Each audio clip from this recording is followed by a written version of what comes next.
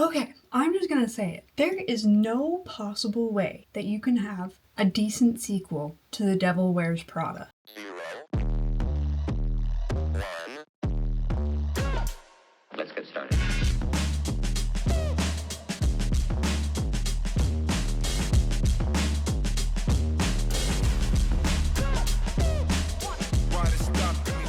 Hi, I'm Sienna, and today we're going to talk about how one of my favorite movies of all time has been ruined by an unnecessary sequel. Let's get into it. So, to start off, I have not actually seen The Devil Wears Prada 2. It just came out last weekend, and due to my crippling anxiety, I cannot stand to be in the same room as more than 10 people, so I'm waiting until at least the second weekend to go see it. That being said, if you're here for an analysis on the sequel, you're gonna have to wait another week or two. I plan on making one. I'd love to make one, but I just want to give it a little time. So I have absolutely no knowledge of the plot of The Devil Wears Prada 2 aside from what we've seen in the trailers. And with what little knowledge I have, I want to talk about how there absolutely cannot be a sequel to the original Devil Wears Prada. The Devil Wears Prada is one of my favorite movies of all time, as I'm sure it is for many other people out there. It's one of my go-to comfort movies. My mom and I used to watch it all the time together. I still watch it when I have nothing else to watch. It's probably one of my most watched movies of all time. And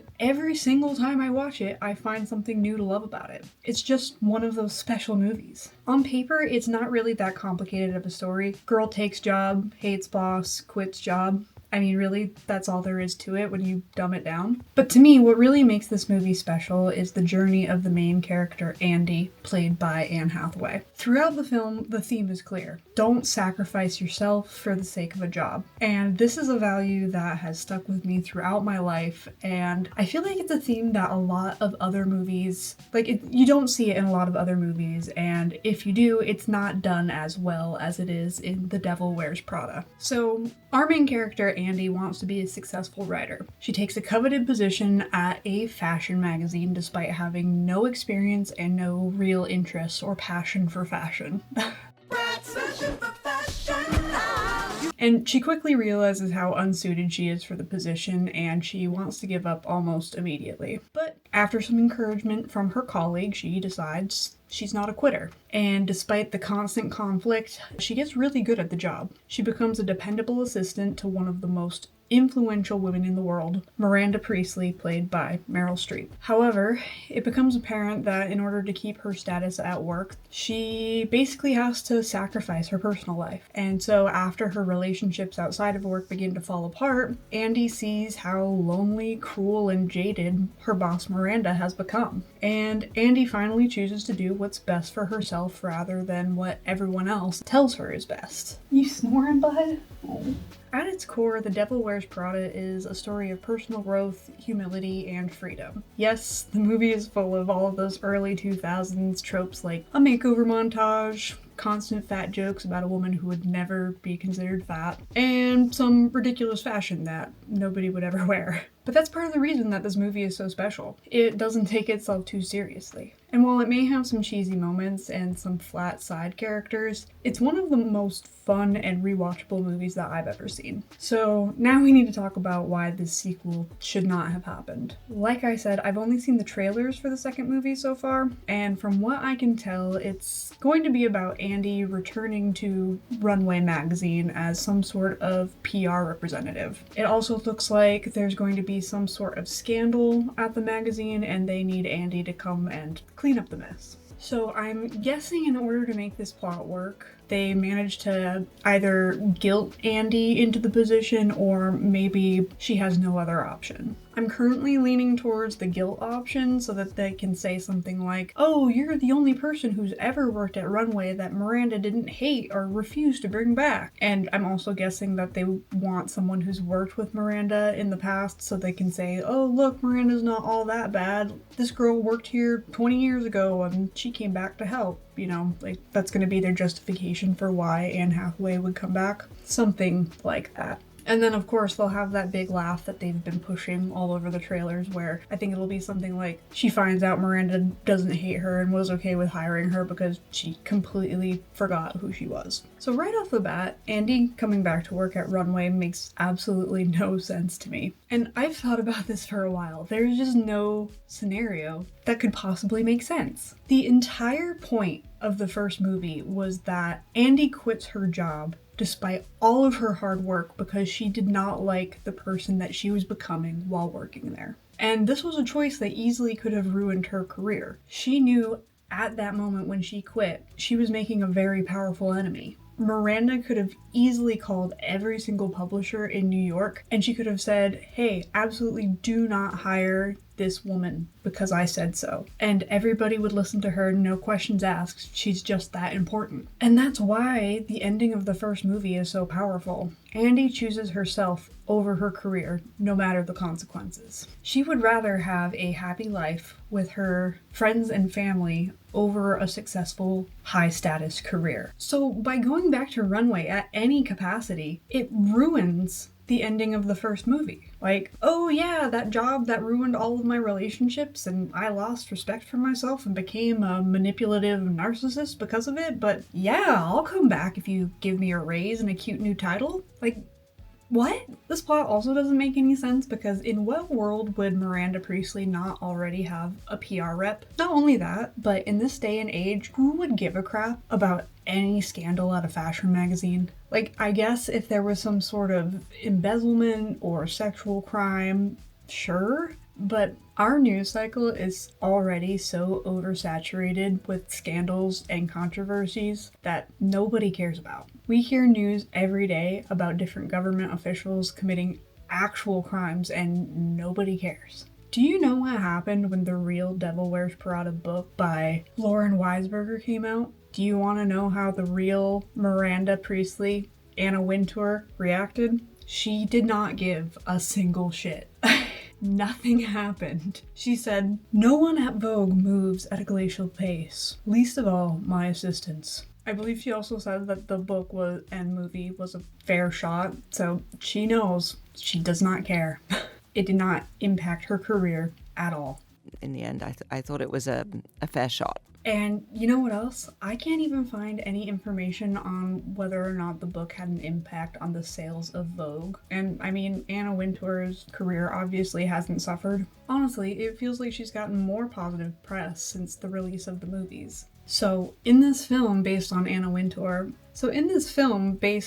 the real life person, Anna Wintour, what scandal could possibly affect her film counterpart, Miranda, and cause her team to be so desperate that they would hire an ex-assistant to help them? Another element of the plot that makes no sense to me is that they introduce the premise of Andy writing an expose on Miranda rather than helping her. You could write a book, the definitive Miranda Priestly expose. And this is what really puts the final nail in the coffin for me. If Andy's character wasn't already destroyed by forcing her back into working for Miranda, it is completely obliterated by this plot point. So let me point out the obvious one more time. The entire point of the first movie was that Andy quit because she didn't want to be like Miranda. She didn't want to become manipulative or backstabbing or sacrifice her friends and colleagues for the sake of her career.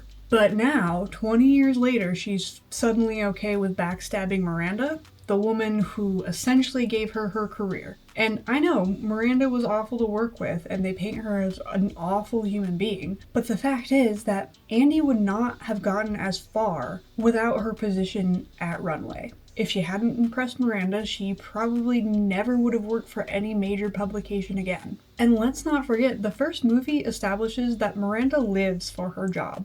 She made the choice to put work before her family. She has no real friends. The only people who respect her out of fear. She became a monster in order to be the best of the best in her career. So now, knowing all of that, Andy is now going to destroy this woman's livelihood. And for what? I mean, she's obviously doing well for herself if she's landed this new position defending the reputation of Runway. It's been 20 years. I assume she's been doing something and making something of herself. And now we're just supposed to accept that she wants to destroy Miranda's life just because she can. At least in the first movie, when Miranda sabotages Stanley Tucci's character, Nigel, when she messes up his career path, she did it to protect her own job. So now in this new movie, what's Andy's reason? Obviously I haven't seen the movie yet, but I'm having a hard time coming up with a decent answer. I've also seen that the Emily character, played by Emily Blunt, is making a big return in this film. From what I've seen, it looks like she's been given a higher position at a rival fashion magazine company, and I can kind of see this happening, like if Emily was fired after the events of the first movie where she broke her leg.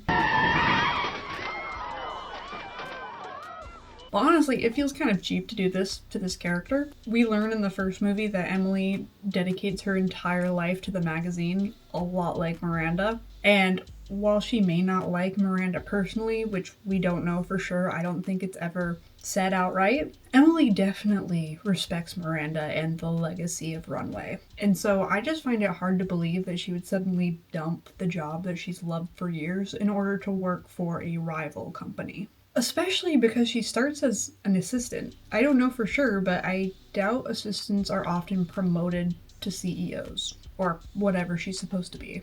On top of that, where would she go that could possibly rival Runway? Runway is supposed to be a representation of the real-life magazine Vogue, and in real life, I don't think there are any other magazines that compare. I guess there's Elle or Cosmo, but honestly, I don't feel like they're on the same playing field. Besides, how relevant is print media in the modern age anyway? But yeah, I know they have websites and stuff, and probably most people get their content there, and I'm not sure if this will come up in the film or not, but it does seem like a strange plot point to base an entire movie on. And I don't know about you, but I have never gotten any fashion inspiration from a magazine or a magazine website.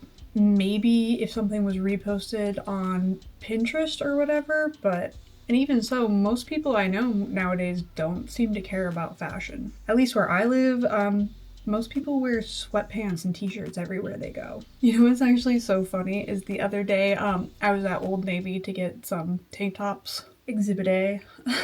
And they had a Devil Wears Prada section in the store. And in that section, they had the infamous blue sweater from that scene in the first Devil Wears Prada. You know, the one that Miranda calls hideous, that Andy must have fetched out of some thrift bin somewhere, secondhand store, whatever she says. Like, yeah, I really want to spend $30 on the sweater that Meryl Streep famously called hideous. So to wrap up, those are my general thoughts on the sequel so far. I've only seen the trailer, and I do plan on seeing the movie when I get the chance. Absolutely no judgment if you like the movie. I'm sure I'm going to enjoy it as well. My expectations are just really low, which is fine. I think it's perfectly acceptable to make and watch a trashy cash grab movie as long as we don't lie to ourselves about what they are. We all know what this is. It's nostalgia bait.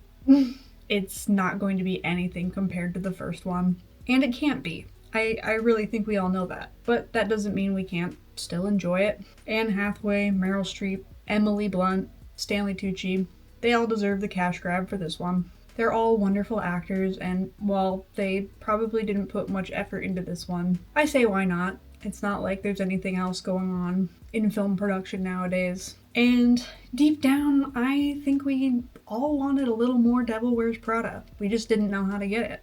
I believe this Rotten Tomatoes reviewer said it best. The new film is like a pleasant visit with old friends. Just don't go into it anticipating anything more than that. And at least this time we didn't have to suffer through Andy's dickhole of a boyfriend.